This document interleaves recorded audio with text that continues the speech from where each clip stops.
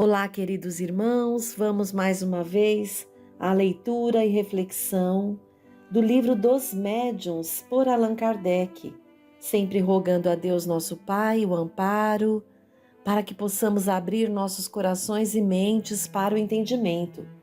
Estamos na segunda parte, no capítulo 24, Identidade dos Espíritos. Item 268, nas perguntas sobre a natureza e identidade dos espíritos. Nós paramos na pergunta 14. Então, iniciaremos agora a pergunta número 15. É suficiente a boa intenção para não ser enganado?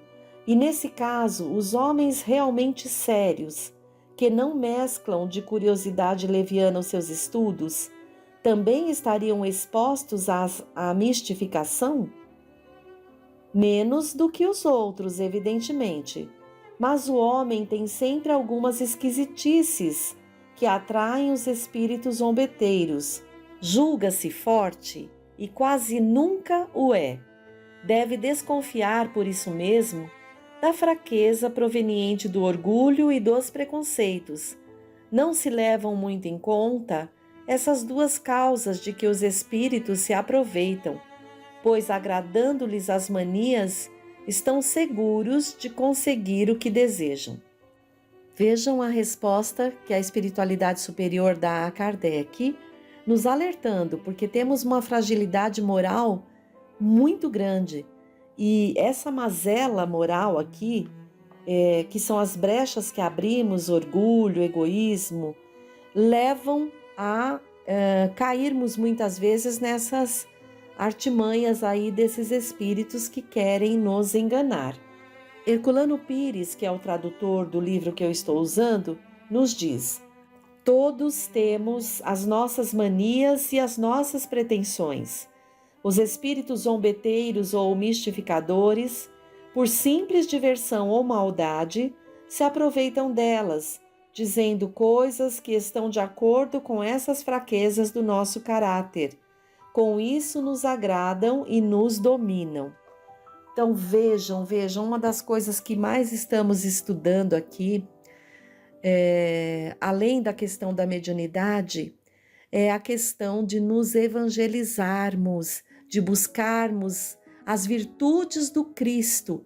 Isso é o que há de nos proteger desses espíritos que, como nós, ainda carregam essas mazelas morais, que é justamente buscar a humildade, buscar a indulgência, enfim, essas virtudes que nos faltam, né? A paciência, a tolerância.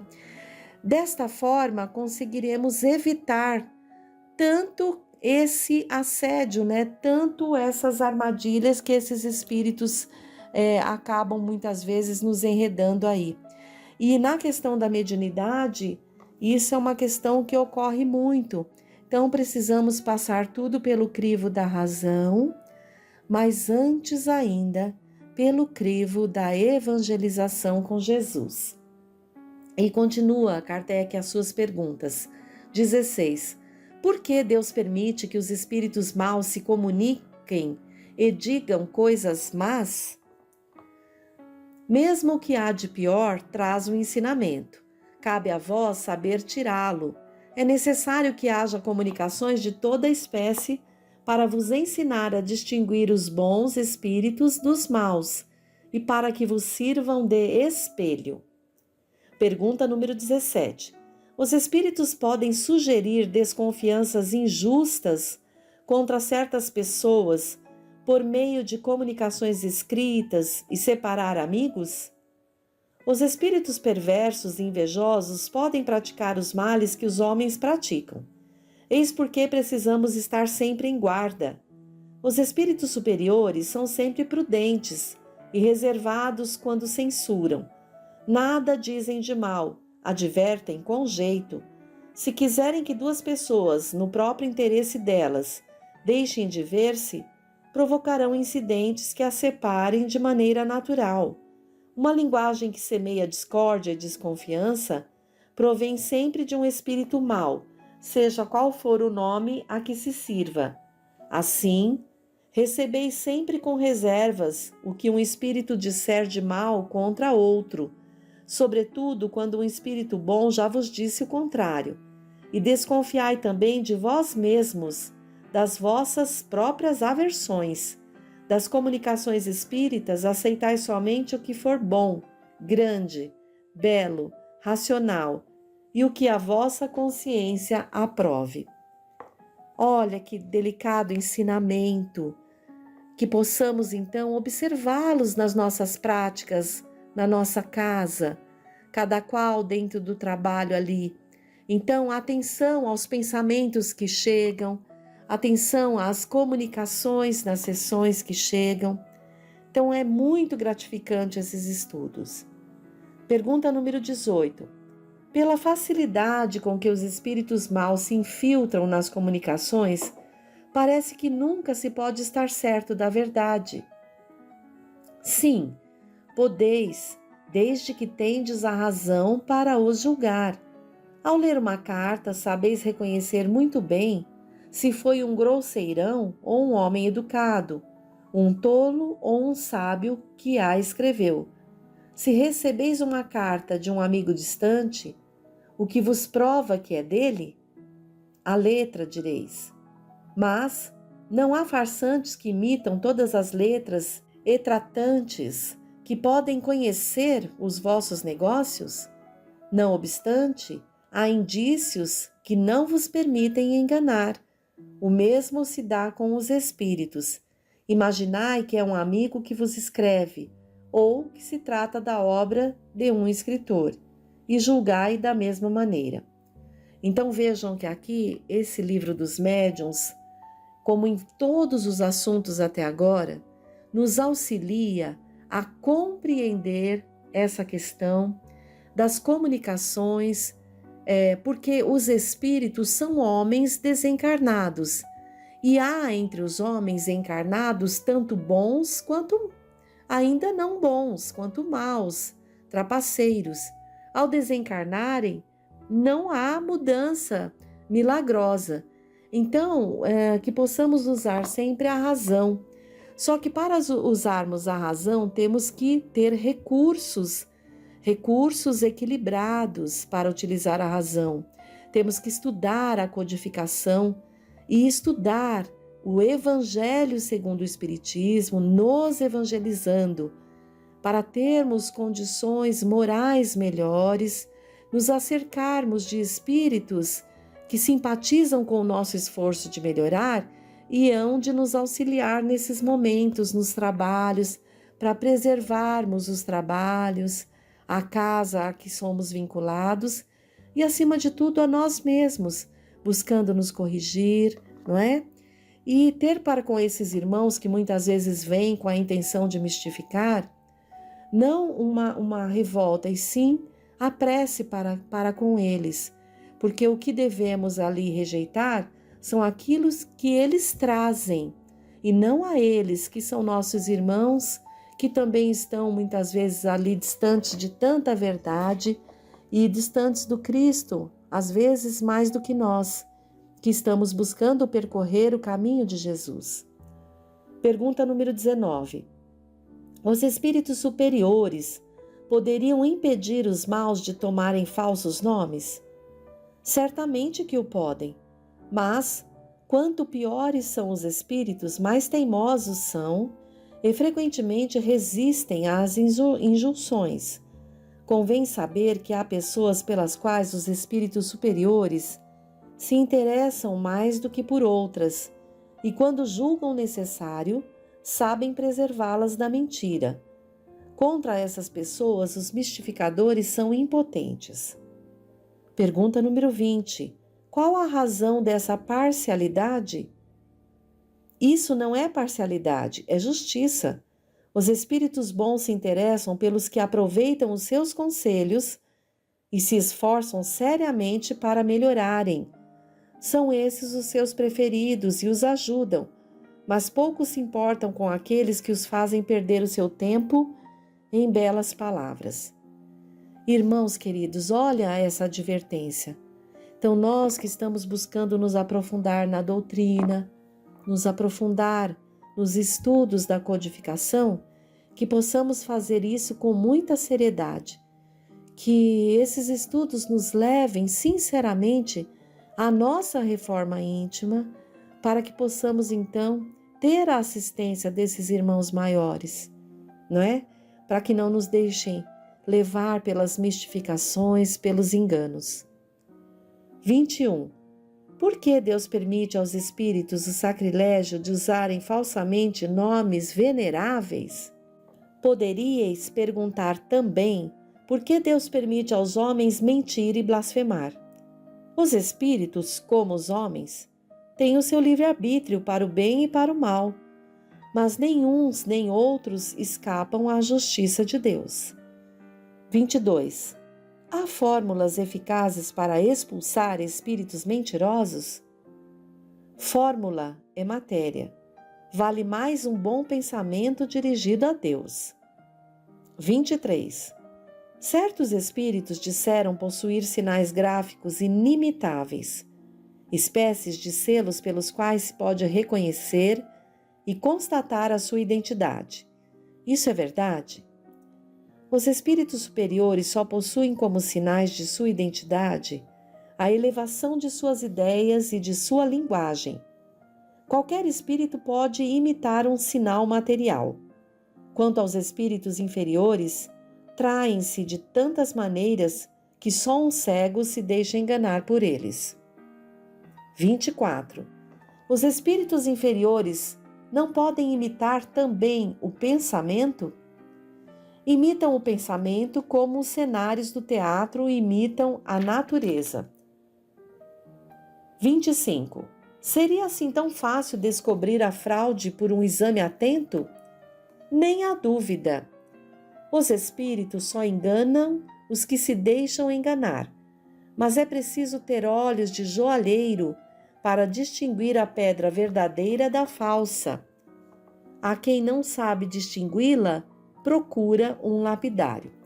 Então vejam que até aqui, Kardec, com esse estudo, nos auxilia a ficar atentos, nos auxilia a entender que para evitarmos enganos, precisamos estudar, precisamos nos aprofundar seriamente na doutrina, no estudo da doutrina, mas também na reforma íntima, para que possamos ter a assistência da espiritualidade superior. Vamos à próxima pergunta. Há pessoas que se deixam seduzir por uma linguagem enfática, que se contentam mais com palavras do que com ideias, que chegam mesmo a tomar ideias falsas e vulgares por sublimes. Como essas pessoas, inaptas para julgar os homens, podem julgar os espíritos? Quando são bastante modestas para reconhecer a sua insuficiência, não se fiam em si mesmas. Quando, por orgulho, se julgam mais capazes do que são, pagam pela sua tola vaidade. Os espíritos mistificadores sabem a quem se dirigem. Há pessoas simples e pouco instruídas que são mais difíceis de enganar do que as espertas e sabidas. Agradando o amor próprio, eles fazem dos homens o que querem. Vejam, companheiros, vejam os alertas.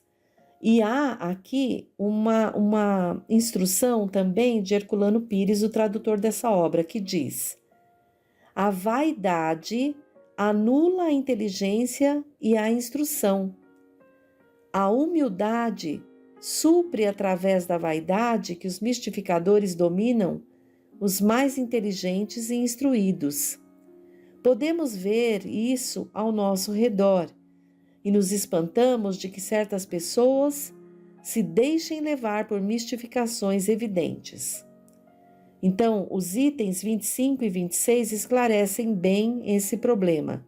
Devemos meditar sobre esses itens. Então, é a isso que Herculano Pires refere, para que meditemos bastante sobre o item 25, que diz: seria tão fácil assim descobrir a fraude por um exame atento?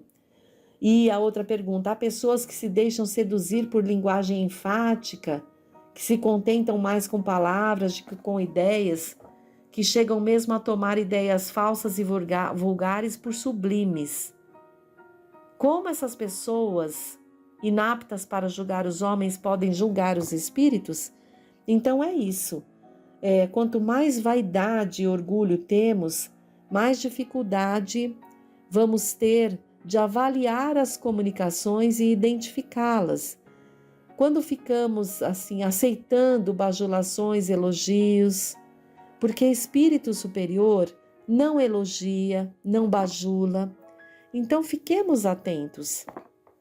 E aqui fala sobre a questão da humildade.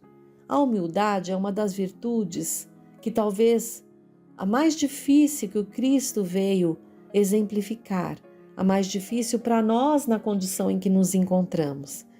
Então que possamos sempre buscar no Evangelho, nos ensinamentos do Cristo, a reforma íntima de que tanto precisamos para nos auxiliar a nos desvencilhar desse orgulho, dessa vaidade, desse egoísmo tão exacerbado que todos trazemos sim, e que achamos que somos sábios, os tais sabichões, mas aqui ficou claro que os espíritos mistificadores conseguem enganar os mais sábios em detrimento dos mais humildes.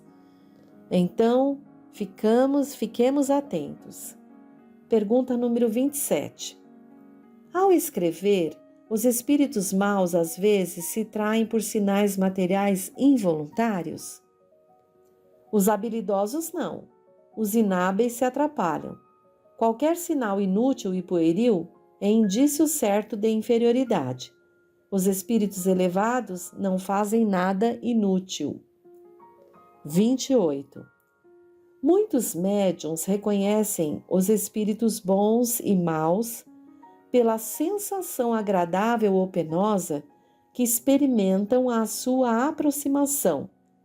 Perguntamos se a impressão desagradável, a agitação convulsiva ou o mal-estar, enfim, são sempre indícios da natureza má dos espíritos manifestantes.